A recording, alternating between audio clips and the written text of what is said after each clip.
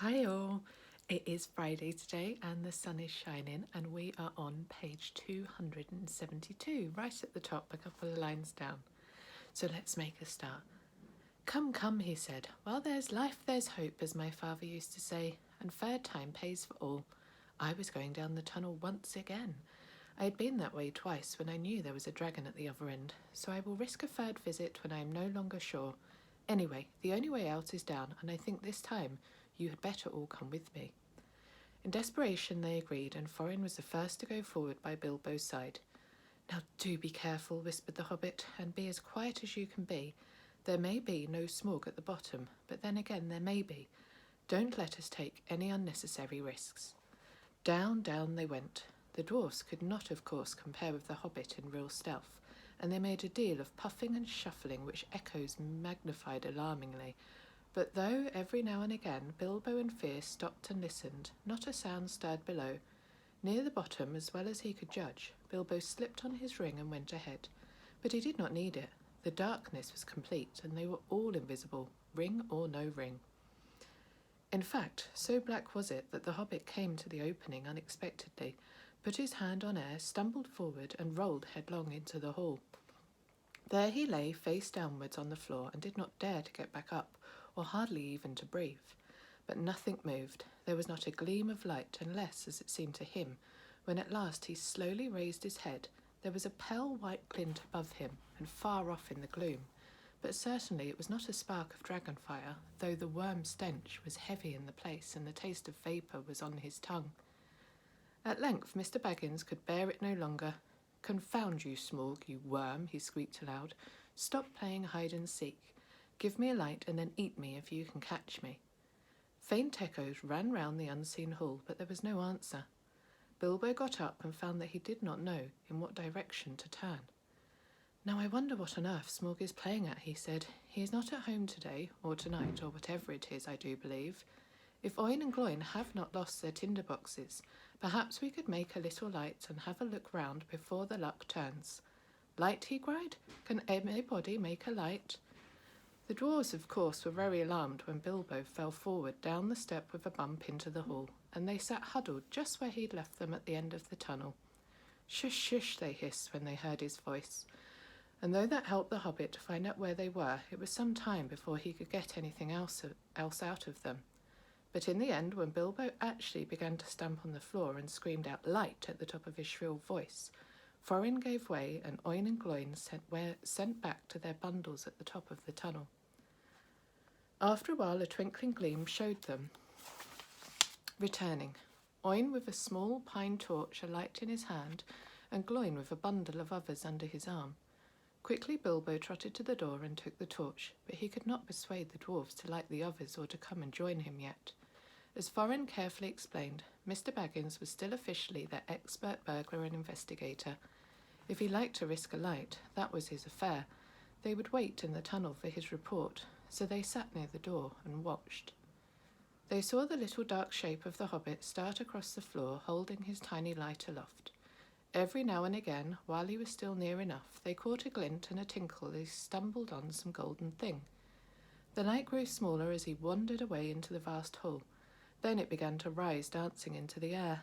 Bilbo was climbing the great mound of treasure. Soon he stood upon the top, and still went on. Then they saw him halt and stoop for a moment, but they did not know the reason. It was the Arkenstone, the heart of the mountain, so Bilbo guessed from Thorin's description. But indeed there could not be two such gems, even in so marvellous a hoard, even in all the world. Ever as he climbed, the same white gleam had shone before him and drawn his feet towards it. Slowly it grew to a little globe of pallid light. Now as he came near, it was tinged with a flickering sparkle of many colours at the surface, reflected and splintered from the wavering light of his torch. At last he looked down upon it, and he caught his breath. The great jewel shone before his feet of its own inner light, and yet, cut and fashioned by the dwarfs who had dug it from the heart of the mountain long ago, it took all light that fell upon it and changed it into 10,000 sparks of white radiance shot with glints of the rainbow. Suddenly Bilbo's arm went towards it, drawn by its enchantment. His small hand would not close about it, for it was a large and heavy gem, but he lifted it, shut his eyes, and put it in his deepest pocket. Now I am a burglar indeed, thought he, but I suppose I must tell the dwarfs about it some time. They did say I could pick and choose my own share, and I think I would choose this. If they took all the rest, all the same, he had an uncomfortable feeling that the picking and choosing had not really been meant to include this marvellous gem, and that trouble would yet come of it. Now he went on again. Down the other side of the great mound he climbed, and the spark of his torch vanished from the sight of the watching dwarfs. But soon they saw it far away in the distance again. Bilbo was crossing the floor of the hall. He went on until he came to the great doors at the further side, and then a draught of air refreshed him, but it almost puffed out of his light. He peeped timidly through and caught a glimpse of great passages and of the dim beginnings of wide stairs going up into the gloom. And still there was no sight nor sound of Smaug. He was just going to turn and go back when a black shape swooped at him and brushed his face. He squeaked and started, stumbled backwards and fell. His torch dropped head downwards and went out. "Only a bat, I suppose, and hope," he said miserably. "Now, what am I to do? Which is east, south, north, or west?" "Foreign Balin, oin gloin, filly killy," he cried as loud as he could. It seemed a thin little noise in the wide blackness. "The light's gone out. Someone come and find me and help me." For the moment his courage had failed altogether. Faintly the dwarfs heard his small cries, and the only word they could catch was help. "Now what on earth or under it has happened?" said Foreign. "Certainly not the dragon, or he would not go on squeaking." They waited a moment or two, and still there were no dragon noises, no sound at all, in fact, but Bilbo's distant voice. "Come, one of you, get another light or two," Foreign ordered. "It seems we've got to go and help our burglar." "It is about our turn to help," said Balin, "and I am quite willing to go. Anyway, I expect it is safe for the moment." Gloin lit several more torches, and then they all crept out one by one and went along the wall as hurriedly as they could. It was not long before they met Bilbo himself coming back towards them. His wits had quickly returned as soon as he saw the twinkle of their lights. "Only a bat and a drop torch, nothing worse," he said in answer to their questions. Though they were much relieved, they were inclined to be grumpy at being frightened for nothing. But what they would have said if he had told them at that moment about the Arkenstone, I don't know. The mere fleeting glimpses of treasure which they had caught as they went along had rekindled all the fire of their dwarfish hearts, and when the heart of a dwarf, even the most respectable, is wakened by gold and by jewels, he grows suddenly bold, and he may become fierce. The dwarfs indeed no longer needed any urging.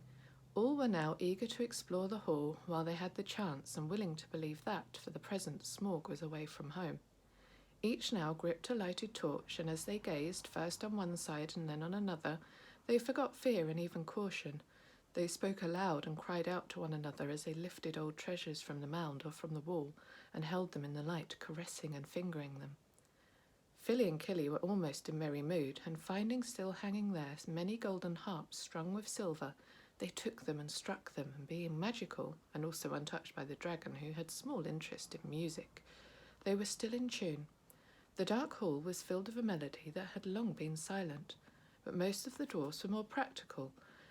They gathered gems and stuffed their pockets, and let what they could not carry fall back through their fingers with a sigh. Foreign was not least among these, but always he searched from side to side for something which he could not find. It was the Arkenstone, but he spoke of it yet to no one. Now the dwarfs took some down mail and weapons from the walls and armed themselves. Royal indeed did Foreign look, clad in a coat of gold-plated rings, with a silver-hafted axe in a belt crusted with scarlet stones. "Mr. Baggins," he cried, "here is the first payment of your reward. Cast off your old coat and put on this."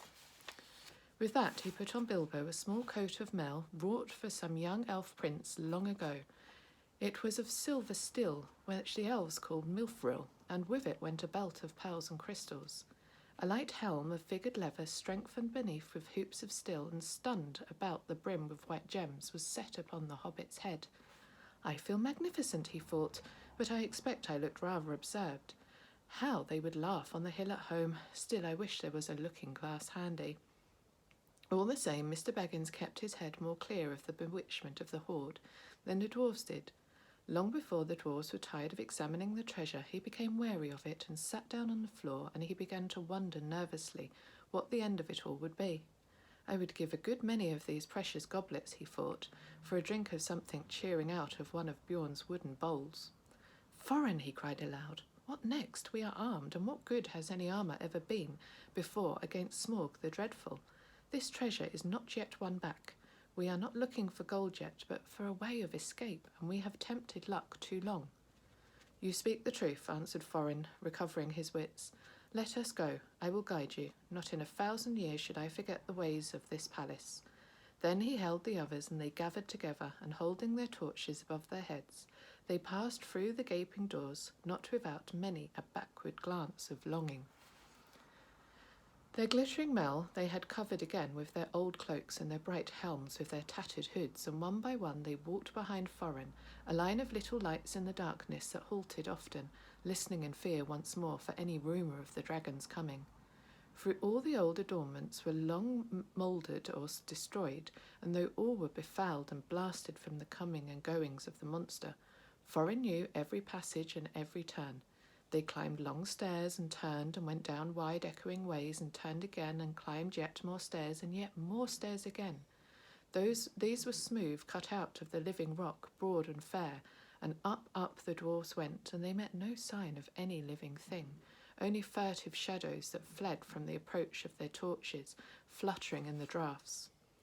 The steps were not made, all the same, for hobbit legs, and Bilbo was just feeling that he could go on no longer, when suddenly the roof sprang high and far beyond the reach of their torchlight. A white glimmer could be seen coming through some opening far above, and the air smelt sweeter. Before them light came dimly through great doors that hung twisted on their hinges and half burnt. This is the great chamber of war, said Foreign, the hall of feasting and of council. Not far off now is the front gate. They passed through the ruined chamber. Tables were rotting there. Chairs and benches were lying there overturned, charred and decaying. Skulls and bones were upon the floor, among flagons and bowls, and broken drinking horns and dust. As they came through yet more doors at the further end, a sound of water fell upon their ears, and the grey light grew suddenly more full. There is the birth of the running river, said Foreign. From here it hastens to the gate. Let us follow it. Out of a dark opening in a wall of rock there issued a boiling water, and it flowed swirling in a narrow channel, carved and made straight and deep by the cunning of ancient hands. Beside it ran a stone-paved road, wide enough for many men abreast.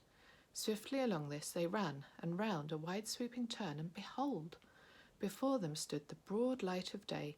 In front there rose a tall arch, still showing the fragments of old carven work within, worn and splintered and blackened though it was. A misty sun sent its pale light between the arms of the mountain, and beams of gold fell on the pavement at the threshold. A whirl of bats, frightened from slumber by their smoking torches, flurried over them.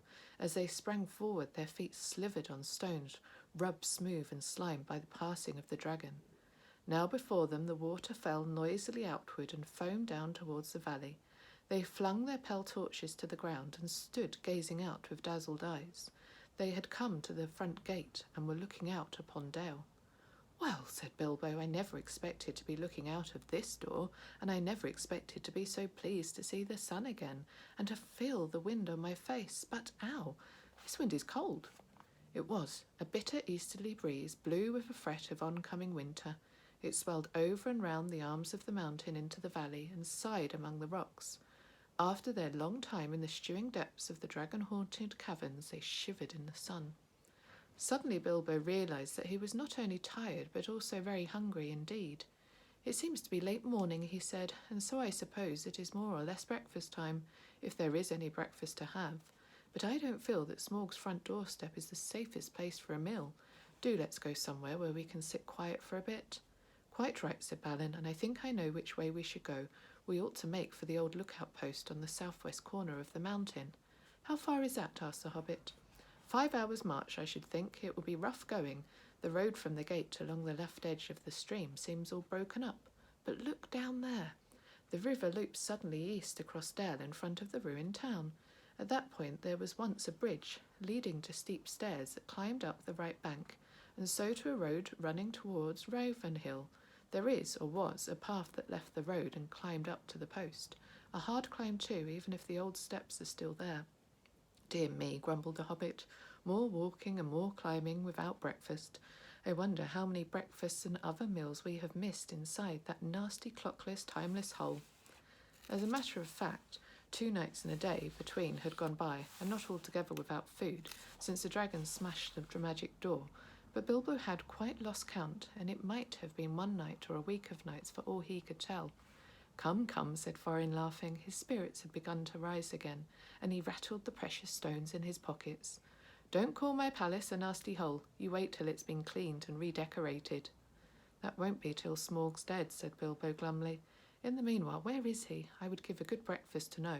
I hope he's not up on the mountain looking down at us. That idea disturbed the dwarves mightily, and they quickly decided that Bilbo and Balin were right. We must move away from here, said Dorry. I feel as if his eyes were in the back of my head. It's a cold, lonesome place, said Bomba. There may be drink, but I see no signs of food. A dragon would always be hungry in such parts.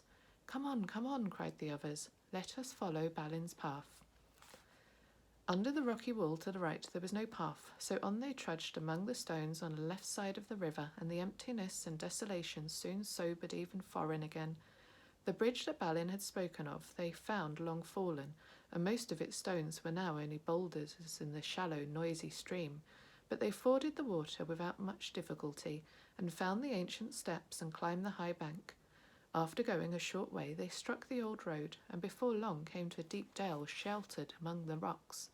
There they rested for a while, and had such a breakfast as they could, chiefly cram and water. If you know what cram is, I can only say that I don't know the recipe, but it is biscuity-ish. Keeps good indefinitely, is supposed to be sustaining, and is certainly not entertaining, being in fact very uninteresting, except as a chewing exercise. It was made by the lakemen for long journeys.